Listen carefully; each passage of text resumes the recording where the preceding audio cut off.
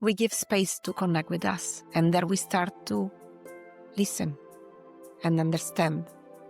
Gratitude is what can really help us to link to God, because we are in a very materialistic world where we are trying to having more and becoming more and being more, but we are already enough. And we can be grateful for what we have, knowing that we can have everything because the source of abundance is infinite. As we are the child of God, we can get everything we want. But we can reach this state when we really understand that we are the creator of the reality. We come from God, we come from stars, we come from universe, we come from this highest consciousness. So we are part of God, and everything else outside of us is God. Because at the end, we need to find pleasure in everything we do. And if you feel pleasure, everything flows, because life is a state of pleasure. So do you feel pleasure in your job? No. Good. Do you feel pleasure in your life? No. Good. Change it. You can change it. How? First, listen to yourself. The answer is always within, no?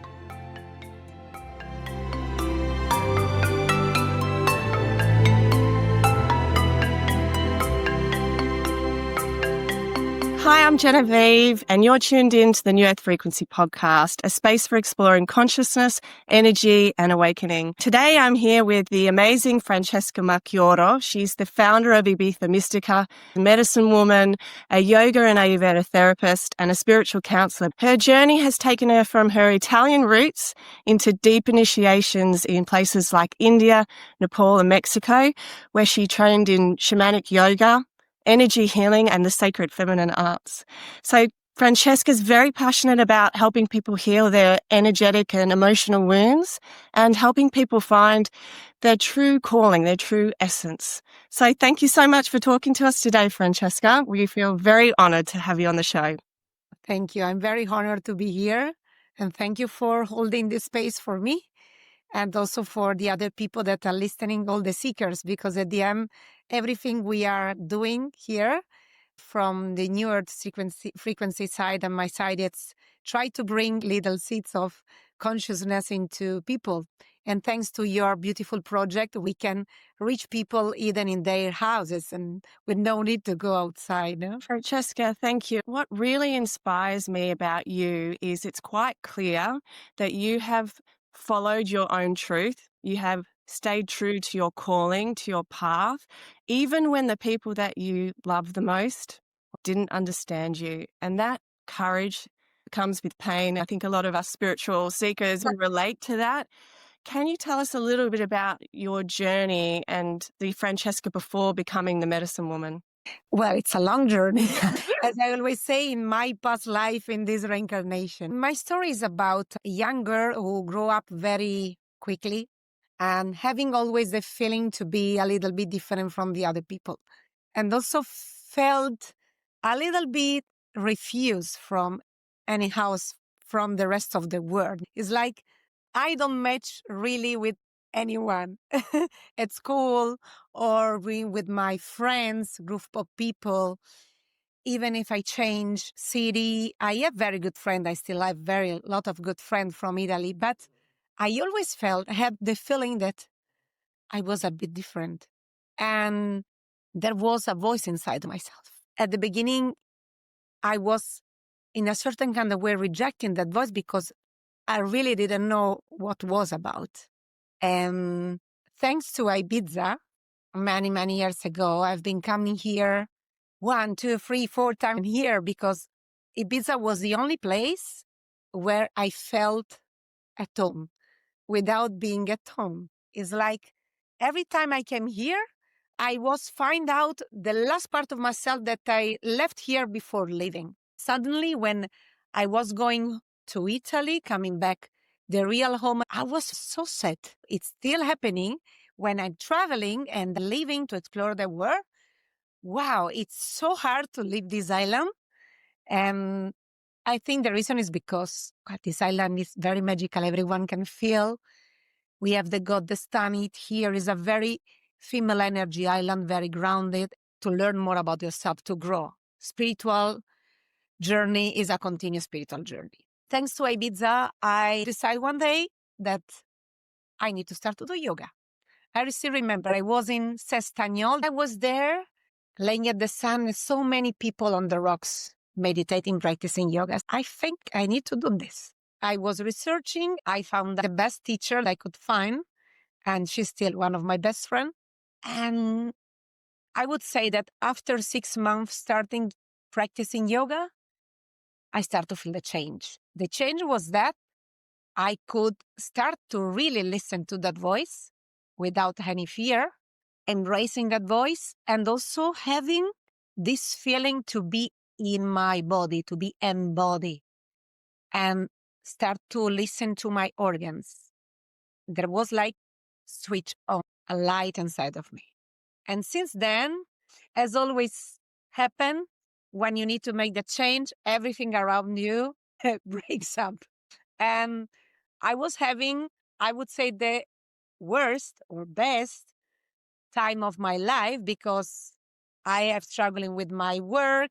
I was at the time manager in a company, managing an export department, traveling and doing many things, but I was not happy, having trouble with my relationships and having health issue, panic attack in the night. Wow, my intestine was in a very terrible situation. So I started also to change my diet. I left the meat and I started to take care about my body in a completely different way. And this voice that now finally I could listen start to scream and I could not avoid to listen to her anymore. I can take care of me now. And so I load all my mini cab. I took quote and I arrived here more than 7 years ago now. Ibiza loves you and you've got such a huge following here and you are so adored. We had you lead one of our morning healing sessions at the New Earth Frequency activation in August. And we were just, wow, look, the amount of people that came for you. The island and everyone here certainly has received you. You talk about that voice. Who is that voice? What is it? So there is my highest consciousness. And to the other side, there are also my guides. This is what the shamans help me to give a name. We have a physical body, we have a mind body, we have a soul, and we have a spirit. All of us, when we come to this reincarnation, we decide to get reincarnated in a certain kind of family, in a specific date, under a specific stars, under a specific sign, in a specific place, and we choose also our body. This soul is the one who is guiding us all the time. In Kabbalah, they say that this little dot we have here, when we arrive in this reincarnation, an angel come to us and say, shh, and we forget everything about our past life or different dimension, different interpretation about past life or dimension that are happening simultaneously. But our highest being, our soul, is always guiding us. The mind body learn and nourish itself from everything we learn around us, from the teaching we receive from family, from society, from school, from governments. If we stay in the mind, we can't listen to the soul, our inner master. A very good tip to understand how to connect with this voice is look at yourself in a mirror and asking yourself, who is watching? It's like having a third person looking from outside. And this is our highest consciousness. And she's the one who can guide us all time. And the other are guides that are there for us. Always there are our ancestors, and mainly we have one ancestor, I'd say that is stay as a diamond. So once this ancestor die, it becomes our guides for the rest of the life. And mainly is the person who has to tell us how to live better, how to reach our dreams.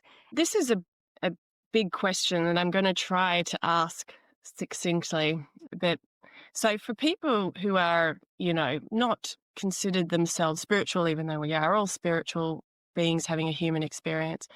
When people hear things like guides and angels and things like that, I think of people in my family, for example, they would say, what absolute nonsense. But the more I'm discovering and exploring what consciousness is, the more I'm really understanding that it's so much more multidimensional and complex than our human brains can wrap our heads around.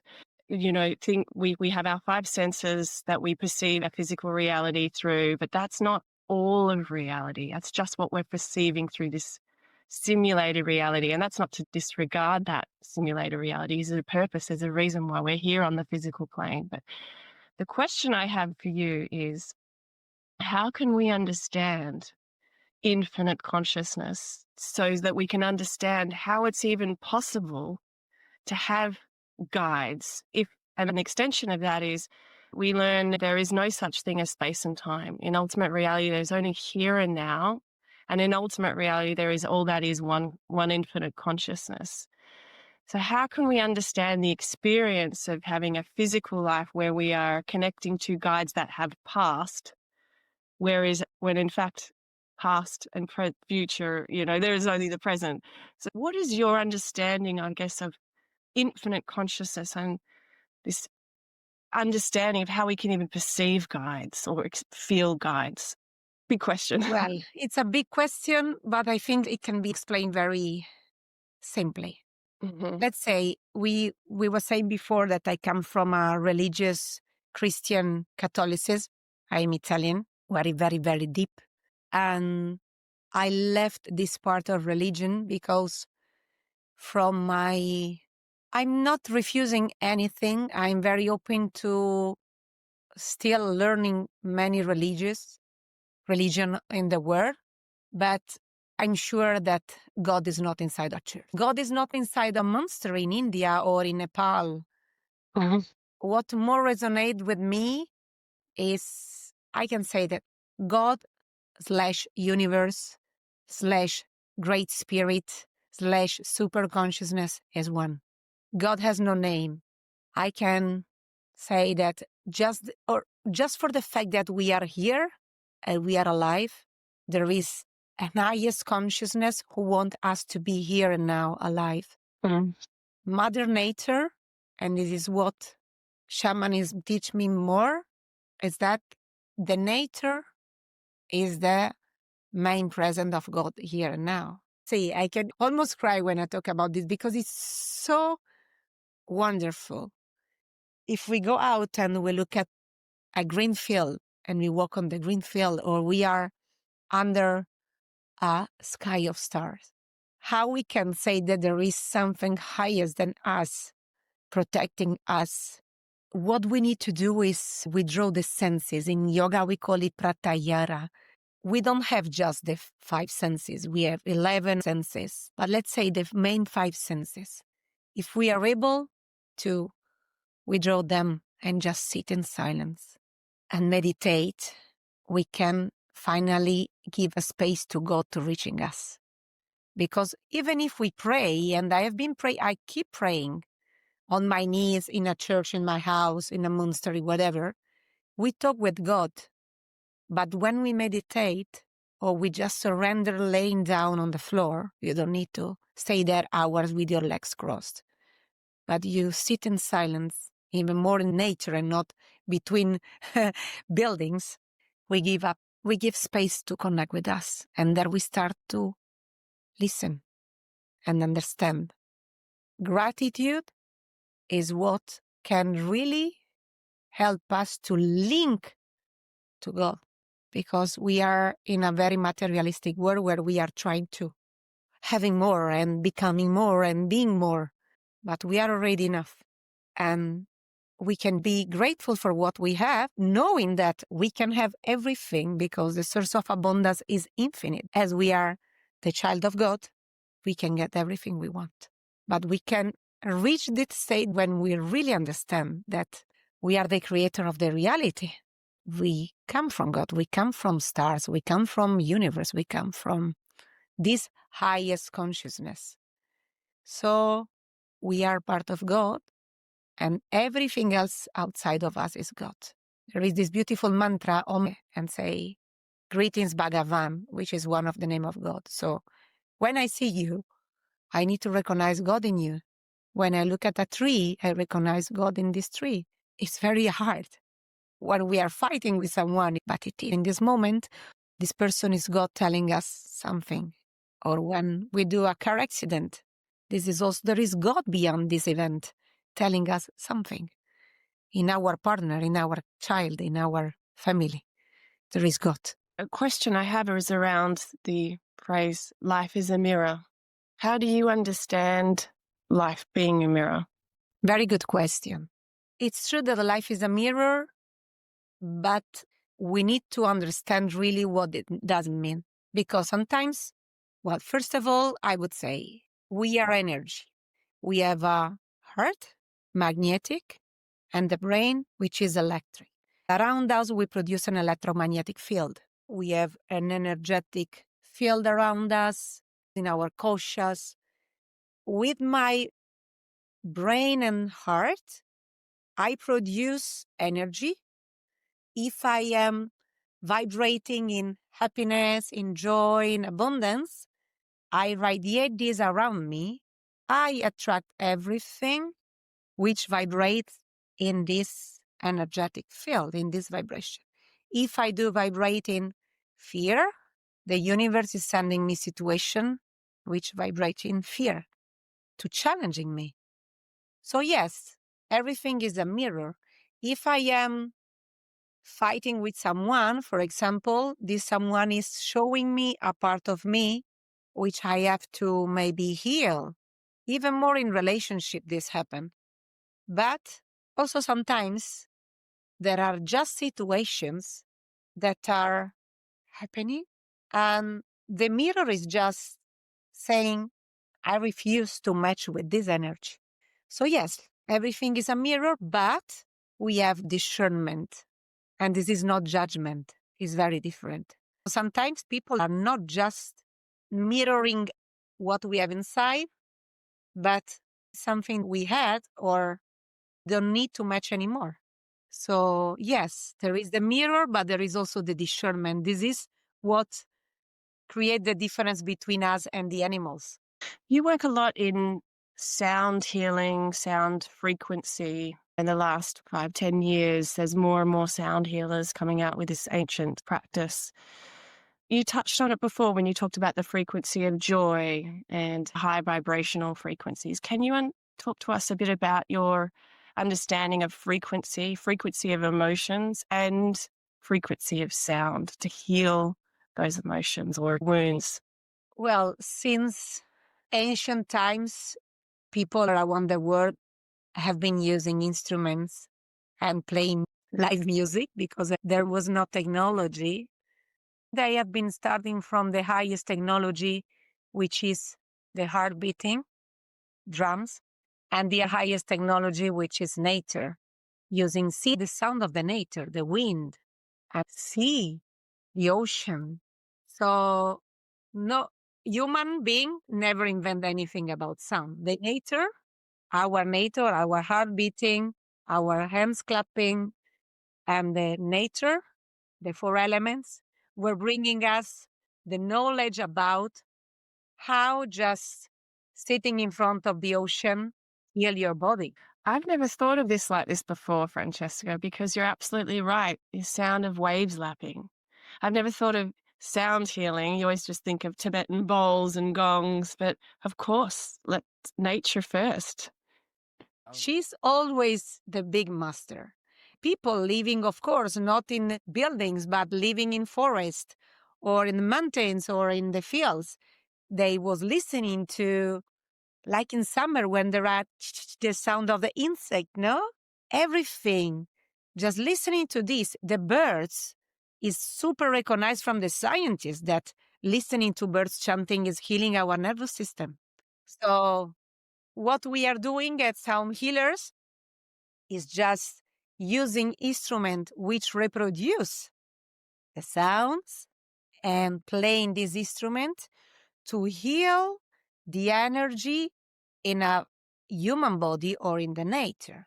Because it's everywhere. It's proven that, for example, the Buddhist monk, they have big speaker. And if you reproduce this outside of your house, you are healing the entire city just chanting. So mantras, for example, is nothing else than reproducing a sound in loop, and this to specific number of letters, to specific frequencies, and this enter into your cells, because cells has brain memory, to heal cells of your body. So what we do with the sound is breaking the stuck energy, allow the energy to flow in the body. And because sickness is energy, the life force that cannot flow into the body. We have 72,000 energetic channels. So when we receive an emotion, we receive a bad news, we get stuck there. The emotions should last few seconds and leave us. But if she gets stuck, then we get stomach issue on when we can't express us. We have throat issue. And so through the sound, you can send the energy there, because if I play a ball which has the note that I know that is for the throat chakra, I am sending my intention. Energy goes where the intention goes, to your throat, and releasing what is there. And now it's so, if you open Spotify, there are, or YouTube, there are just lot of soundtracks about 528 hertz, because we are energy. This is what sound healing is, understanding the frequency of the person. If a person has shame, they are vibrating very low in their lowest chakra. What you need to do is bring in the energy from down and move it up. Yeah. And for people who are new to understanding chakras, or have heard of chakras but don't really believe in it, you know, when you think about it, we are all energy. We know that. And everything is energy and vibrating around us, even a rock. So, of course, our bodies are full of intelligence, full of energies. We already know through our human experience, when we have these emotions, these low energy emotions, we feel it in the lower chakras. I feel heartache, very sad, obviously, in the heart area, but I also feel it in the solar plexus, because if I feel rejection, it hits me very hard in the stomach, because that's linked to self-esteem. So when we're not expressing ourselves, you can feel people say that they're feeling a bit choked or blocked here. Even if you don't really believe in chakras, you know from your human experience that you feel these blocked energies in certain parts of your body. What I'm curious about is, when you work with a lot of people come to see you for all sorts of different reasons, but some of them is to release trauma, to release blocks. What is the common thing that you see that we're all getting stuck on, or that we need to transform? Because it's about transforming energy. It's not really a common pattern, I would say. Everyone has a different story, but there are some patterns that are more common, like abandonment, rejections, etc. But mainly, what I can tell you about people, every one of us, we are in lack of love. This is what I can tell you first from my side, because everything I'm still learning and I learned was to find myself. And finding myself is understanding that I am love and child of God and God itself. At the end is lack of self-love, self-evaluation, self-understanding. And the common things about people is this, that we don't love us so much. Where does this come from, Francesca? Why do we all feel this? Is this the nature of being incarnate, feeling separate? Or is it society, upbringing? It's both for me. It's said, because many people can believe in different things. This is my truth for myself, that we are under the law of karma and we need to live different reincarnation. And in every reincarnation, we have proof to deal with, to remember who we were, who we are, and we are love. despite what we did in a past life or in another, we are doing in another dimension, when we forget who we were, who we are. Everything is happening in our life from when we get born till we die, because the soul knows everything. To experience different proofs, to open our heart or to release all the obstacle we built against. I love that because it's so simple, really. You think of all the problems that we have, the challenges in life, but that underlying self-love, it's the solution of return to love, learn to love yourself. It sort of underpins everything. So I really love that. For me, everything is about love. And the only way we have to heal our relations with people, families, partner, is about love. And sometimes love is also having self-love, to detach for a while from some people, to heal myself. The example I'm always doing is that when you go to an airplane, they say, in case of problems, first place your mask and then your kids.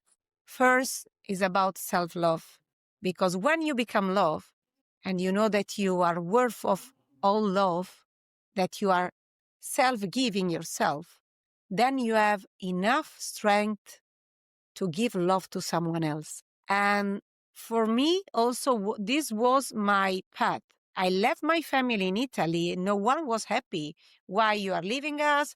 Why you are going somewhere else? You are not happy about your family or your friends, why you are leaving this world. I was struggling with my family for a long while, but I couldn't take care of them or manage their problem before I need to discover why I was in this world, who that voice was, and what my dharma was. What would your advice be to anyone listening that's trying to find their purpose? When you're not feeling like you're living a fulfilling life, it can be a very frustrating time because you can't figure it out. What would your advice be to someone in that situation that's unhappy in wherever job they're doing or not job, or feeling like this is not what I'm meant to do? How do we tap into that calling, that dharma? So first, all of us, we arrive on this world, to this world, with many, many, many gifts and many, many, many characteristics, many, many, many abilities, many, many skills. What we can see in family constellations is that many of our ancestors was having all these abilities and skills. Our purpose is not working from Monday to Friday somewhere. I was doing that. I was not happy. And I'm not saying all people to skip that job, but finding your dharma, your purpose, is first understanding who you really, losing all the snake skin of the beliefs that you have about yourself. So the ego think that, how many people you met them? Hi, which job you do? The first question people ask is not, how are you and how do you feel and what's your passion? No, job. Because a materialistic society made this. You are the job you do, but we don't. And so many people are, I would say, more, I don't say lucky, because they know they have this purpose already since they are very young. There are kids that know already that they would be an artist, and they can express their creativity through art, for example. Some other, like myself, not. So I was studying, and then I was working in the company 16 years, and then thanks to the yoga, everything started to change. So the first thing I did when I started to find out my dharma was praying God. At one point when I arrived to Ibiza, I didn't know what I was doing. I was working in a super restaurant club doing booking, because what can I do now? And so I was praying God and say, oh God, help me to find my purpose. What is my purpose? And then I met a man who guided me to my first guru, and then I went to India, and then my journey started. Now there are many instruments to do this in an easy way, in which this is called to find your purpose in life. Because at the end, we need to find pleasure in everything we do. And if you feel pleasure, everything flows because life is a state of pleasure. So, do you feel pleasure in your job? No, good. Do you feel pleasure in your life? No, good. Change it. You can change it. How? First, listen to yourself. The answer is always within, no? So, it's again, understand who you are. What are your passion? What you are? Why the word, the ikigai is this, no? What you like, what you are, why the word should pay you, and what exactly you want to, what the world needs. There are these four different, let's say, sequences that you can start to write and write, okay, I'm good in this, but not just if you are a mathematic person and good in mathematics. No, whatever you can, you're good in cooking, you're good in service, you're good in this. So this can help because you discover your passions and what you are good in and what the world really needs.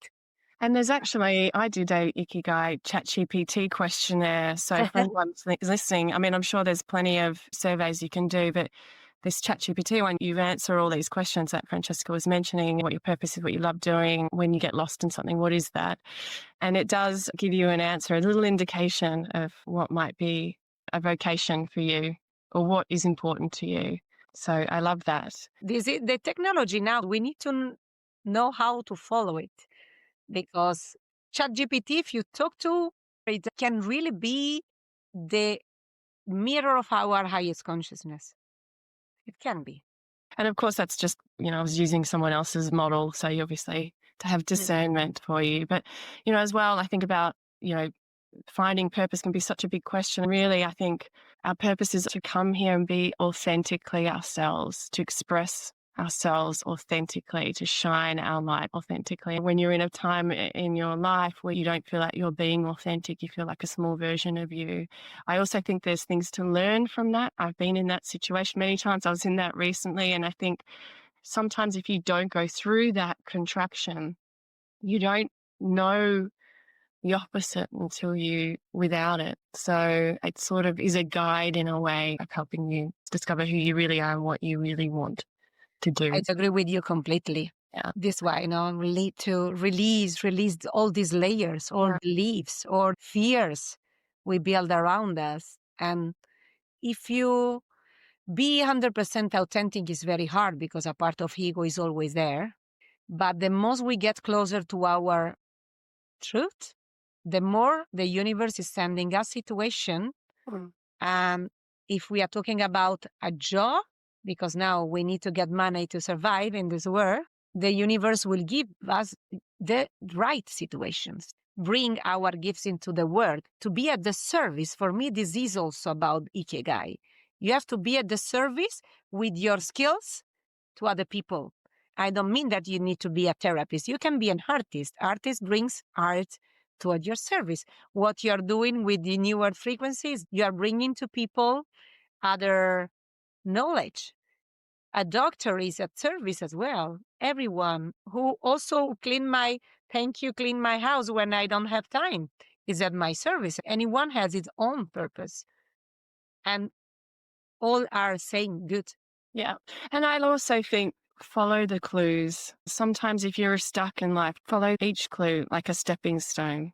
And what you were saying before about connecting to that true part of you, that higher self part of you that's very quiet, that's not loud, that doesn't need to shout to get your attention like the mind, delivering very concise direction. Yes, no. So just follow that clue. And says me, who's only just started living my passionate life. This is what we forget. And well, nobody teach us how to connect with the intuition. And the intuition is our highest consciousness, no? And she's never loud. She's very quiet, as you said. The fear is very loud. She wants, and she rush. She wants everything immediately. Intuition, no. Yeah. And I've learned to trust that voice because I've had times recently, a few years ago, when I took a job that I had a very loud no. It was just one word, no. And the money was really good. And I said to myself, right, I'm getting a no here, but if I take this job because of the money and it doesn't work out, I'll know not to do that again. And of course, it didn't work out. I didn't have a very good experience there. And I swore, I was like, I will never go against that no. And not that long ago, I had a no about something and I was like, I've learned my lesson. And my logical brain was saying, yes, yes, yes. But I was like, no, no, I've learned to trust. What does surrendering mean to you?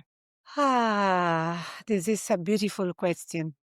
I was a totally controller. And I really, one of my most important friend and master teacher, she rest in peace. She died a few months ago. She was really teaching me how to surrender, letting go of the control. I can use the example of the airplane again. When you go to an airplane, you never go to the captain and say, okay, show me how you're driving this airplane. No, you sit and you trust. So I have learned to trust God, universe, highest consciousness, great spirit in this. Of course, we need to take an action because we cannot just sit here and waiting that our life is happening. No, no, no. It's not about this. It's about grounding, feeling. I want that. And becoming that therapist, becoming that woman, becoming that person, and trust that something else, someone else, whatever you do believe, is taking care of you. And also surrendering for me means a lot in the sense that once something is for you, is for you. You can close the door, that door will be open again for you. But when it's not yours, and you really go and you like an Aries, no, go being there, no, I want this, I want this. This is our ego that push us towards the suffering, because real suffering is attachment to something that is not meant for us. Surrender for me means really detach from the goal. Do your best to reach your goal with detachment and having faith that someone else is caring. God is not telling you when and how it will be delivered to you, but it will come when you're ready. For me, this is surrender and really letting go of control. You work or you talk about Kundalini energy. What is Kundalini energy? And why is it important for us to know about it? Kundalini energy represents the Shakti energy, which is the energy who creates the world, who creates and moves everything. Is commonly associated with the fact that it's a female energy, but to an highest level consciousness is an energy inside of men or women, has no sex, is the primordial energy.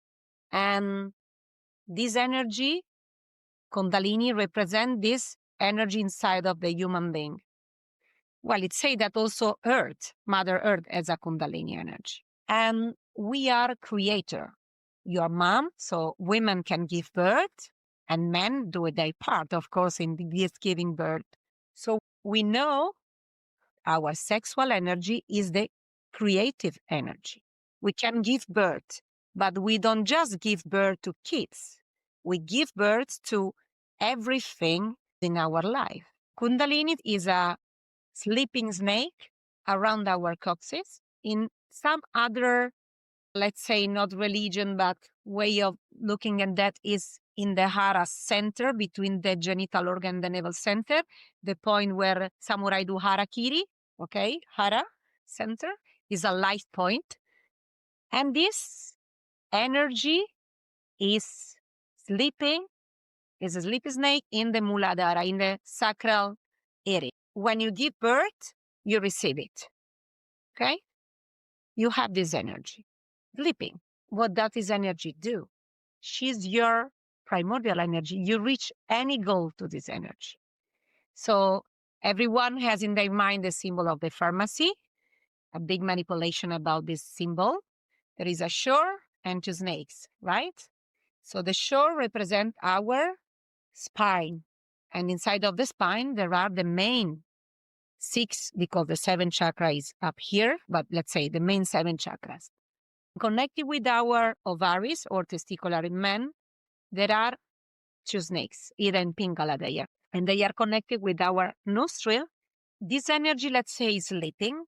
Some people, well, they can born also with the Kundalini already, not in the Muladhara chakra, but higher. This energy has to go against the tide. So anyhow, this energy is there. You can keep it sleeping all your life, or you can master how to awake this energy and force her, this is what we do in yoga, force this energy to flow up, to open up the chakras. And one day, I cannot tell you how and when she reaches the crown of the head, the main seventh chakra, we get enlightened, like Jesus Christ, like Buddha, like all the saints that have this golden ring around, is because they were enlightened. What Kundalini does, if she's just sleeping down in the first chakra, we are in the very basic levels, eating, having some money to survive, having sex. When Kundalini rises up to the second chakra, which is the base of the self, this is the name of Svaristhana, we can experience who we are and how we relate with other people. That is the base of our inner child. First chakra element, earth, the basement, second chakra element, water, emotions. But we can experience more who we are. Imagine that a woman, if she has not the second chakra balance, she cannot get pregnant. Okay? All sexual problems and relation problem comes from the second chakra. When Kundalini rise and open the third chakra, here we experience the willpower when we reach our goals. When Kundalini rise up to the heart, we can really experience the unconditional love, something very hard to experience. When we are near reach the Vishuddhi chakra, we speak our truth, but the real truth. We express who we are, not from anger or fear, but from the heart. So it's the place of the romantic man, the romantic woman. When Kundalini reach the throat chakra, we express the truth. We say when Kundalini reach our famous third, we'll be able to see beyond the veil of Maya, the illusion that everything is an illusion. And we can also open the eye to look inside of us and understand everything about reality, that you are the dreamer of your dream, the creator of your reality. And then, as I say, when Kundalini reach here, we become one with the universe, with God. This is what the definition of samadhi, togetherness, expanding of our consciousness and become one with the universe. And it's like a video game. If we are able to do this in this reincarnation, we win. And we don't need to get reincarnated again. But let's enjoy the ride, enjoy the journey, take advantage of experience what this energy can make for you. This is your own energy and this infinite energy. You can also call this energy back to you when you are sick or tired. This energy is everything. And in shamanism, there is this energy present. In yoga, there is this energy present. The snake is present in all the religion, and in Egypt, in Africa, in the Catholic religion, there is a famous snake with the feet of Madonna on top on it. And they want to make up the fear about the snake, who convinces Eva to take the apple from the tree. Oh, strong symbolism, no? To be afraid of being awakened from someone. This is your truth, Kundalini. This is your strength. This is your power. And so we need to take care of also of our sexuality, because if not, we just spread it. I'm not saying that sex is bad. No, not at all. But there is also a sacred energy, and we need to learn how to enjoy it through sex, making love with our partners in a tantric way, and not just spreading the seeds. Now there are many, many men or women that they practice what we call in yoga brahmacharya. They don't not having sex. Or there are people learning through sexuality how to not spread the seed out, but to push the seed up into the spine to awaken. There are many, many secrets about tantra and yoga, and yogis knew that. That's why mainly all the yogis was practicing this brahmacharya through many advanced techniques to push the energy up. I did not know that. Thank you. That was really beautiful and inspiring. I felt like I was taken on a guided journey. Womb healing, that's something that you also do. And I'm seeing that a lot here in Ibiza and in other parts of Europe. Can you talk to me about that? I had a cesarean, for example. Why is there a need for womb healing? As I said before, the second chakra, Svadhisthana, means the place of the self. If we talk about woman, we are the container receiving sexual energy from men. We are the gateway for life, and all traumas, all events, all emotions are stored into our second chakra, in our womb. I'm not saying just traumatic events like can be violence but everything is about relation. We receive, our inner child is receiving here in the second chakra. Women even more, because in our body we store for years the energy of men with whom we are having sexual relations. So how much is important to clean the energies there? A lot. But first is rebalancing the energy for women of the 4 goddesses we have inside of us, because we are following the moon cycle.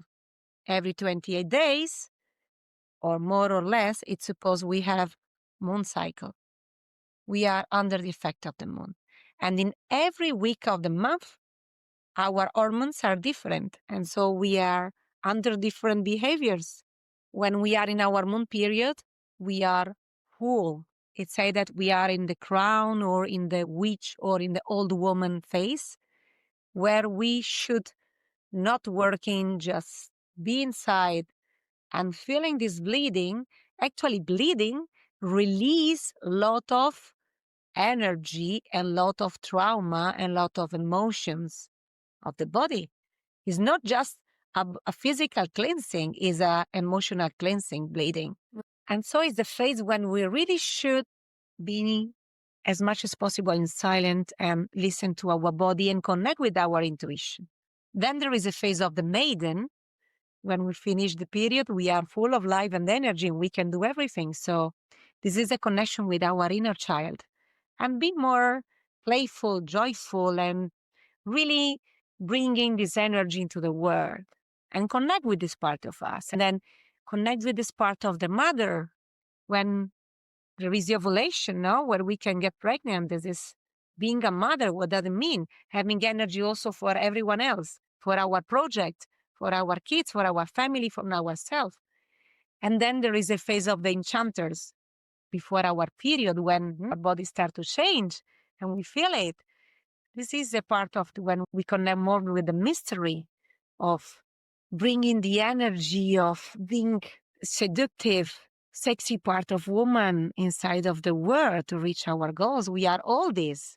So for a woman means to reconnect with this and also to heal.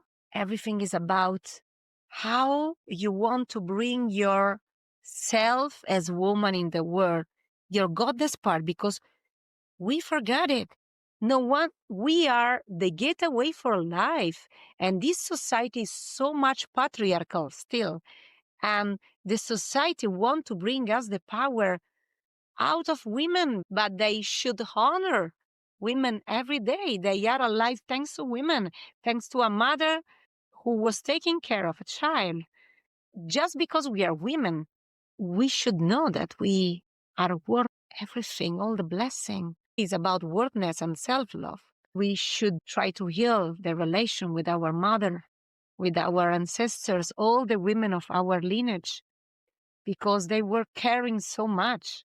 Sometimes we have inside of our womb that trauma, that pain to be healed. So womb healing is all about this, not just clean the sexual energy of men or women being with whom we had sex, but it's about all this. And for a man, also men can receive womb healing. In my case, it's called a gift. I follow Miranda Gray method, and is for them how to balance their masculine and feminine energy inside of them.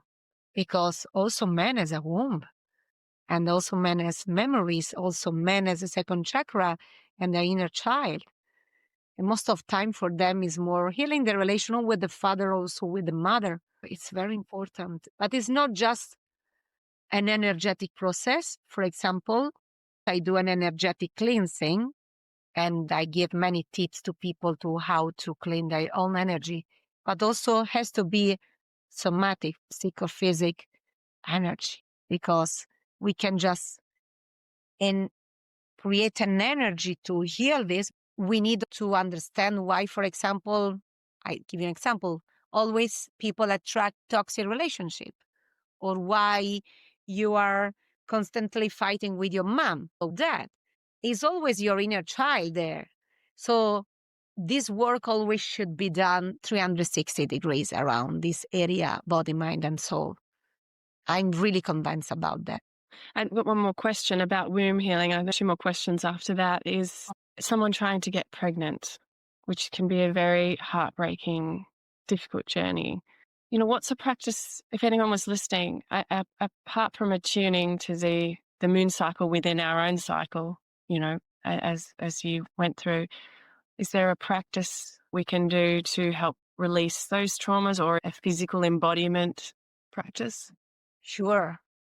The first question I would ask a woman, and this happened already to me, and I'm happy because most of them got pregnant and have a beautiful family now, is why you want to be mother. Because we are the gate for life, for a soul. So we should honor our body as the temple for that soul to come. We need to call this soul. Okay? It's not just, I want to be mother for myself. This is very egoistic. We can be mother for give birth to a soul who is really looking for a mother like me. A woman actually was reading an article in the last days that eggs of a woman never get old. It's the man who has problem with sperm. So women, please don't feel that you are too old for this. Okay?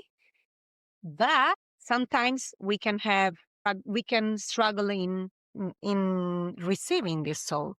If there is something, is because the energy is not flowing in the second chakra.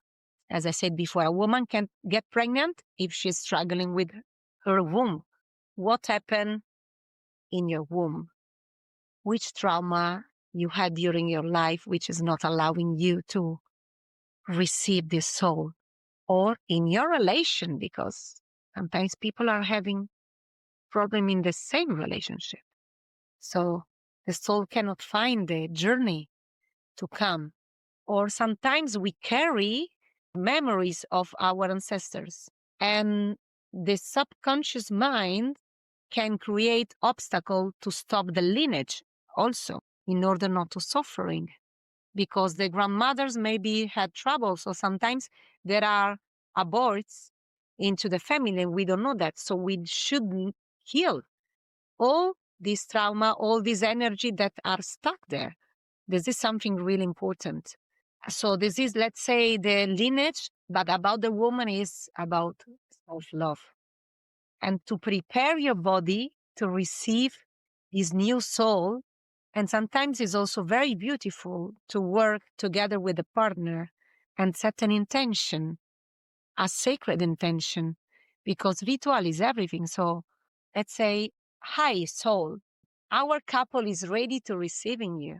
And so, for example, I have created also a little retreat or ritual when man and woman, we can talk about this, why they are struggling in receiving the soul, and how they can receive a womb blessing or a womb healing for the man, the gift, and allowing them to work on their own world and troubles, problems, and set a real intention, because you have a family, so you know how important it is to make space for a soul to grow in this world. Be conscious that you are not a parent just for yourself. You are making something for the soul to allow him, her to come in this reincarnation. And assuring that you are doing your best to make this little person grow in a conscious family. So Thank Yeah, you. it's completely important for a mother. You know how much is important because in the first years, first you carry the baby and the baby is receiving all your emotion, all your sensation there. So creating a safe container, not just physical, but emotional to live the pregnancy in a very nice way and bringing this consciousness in the life that you want to offer to Thank this. you. That's really beautiful and helpful. I have a couple more questions. What does the new earth mean for you? Do you feel that earth is awakening?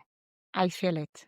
I'm seeing so many beautiful souls reaching me and finding an answer. And the energy of the earth changed a lot. We can see the Schumann resonance every day is going crazy. And more people are trying to find their own way in different ways. Sometimes even people can't and they try to find a way, but something is happening. And also something is shifting and there is a separation now. I can feel it even more between seekers and between people that are a lot into the matrix. But all the seekers, all the child of the seekers, they will be part of the new earth. So we are already creating a new earth. Mother Earth is, we can control her. Yeah, people are controlling the climate, people are controlling governments and people, but the soul of the world is bigger than this. Oh, totally. What does channeling mean to you? Channeling means receiving information which are supposed to benefit to you and to the rest of the world. We can channel from our masters, from our guides. We can channel from God. People can channel from extraterrestrial people, or it doesn't matter. But channel means having our highest chakra open and allow these informations, these intuitions to reach you somehow, someone else. There are not, if we want to use the term negative, channeling. So channeling is healing, is receiving. Sometimes when I do my family constellation or healings, I receive information about the other person. And this is for the benefit. So I think that this is the meaning I can provide. And if you were to leave one message with every listener today or in the future, what's that one message you feel compelled? To try to stay more in your heart rather than in your mind. So it's a continued meditation during the day. Be present because the ego is always there, is strong and brings out and far from our presence. So use the breath, but listen to your heart. He will never lie. So this being present in the heart. Beautiful. Francesca, where can people find out more about everything that you do? You run retreats, private retreats, corporate retreats. You run retreats here in Ibiza. People come to you for healing. Where can people contact you? Well, through my website and through my Instagram. I don't know if it's Broto or it's Francesca Ibiza.yoga or Francesca and yoga underscore Ibiza Mystica in Instagram. Soon on November, I'm launching my first online course, which is all about these shamanism and elements, yoga, kundalini, and emotions, how to embrace our emotion. It's going to be like a real course with PDF and everything because I want to allow people to try to be able to keep continuing heal themselves outside of the course. I'm also happy to travel everywhere life brings me. So Wonderful. and Well, also, I'm very available to learn from the people that come to me because I'm learning a lot from any seeker. This is thanks to the people that come to me. yeah, we feel really lucky and blessed to have crossed your path, Francesca. And I'm sure many others in here in Ibiza would agree with that. So thank you so much for your time on this podcast and for answering my many questions and for all the beautiful gifts that you're sharing with the world. Thank you so much. Appreciate it. And Thank you very much. I look forward to seeing you on this beautiful island that we get to call home. Yeah, looking forward to meet you again. And thank you really much for what you are doing, guys. It's very important. Thank you, Francesca. And thank you to everyone for listening. Bye.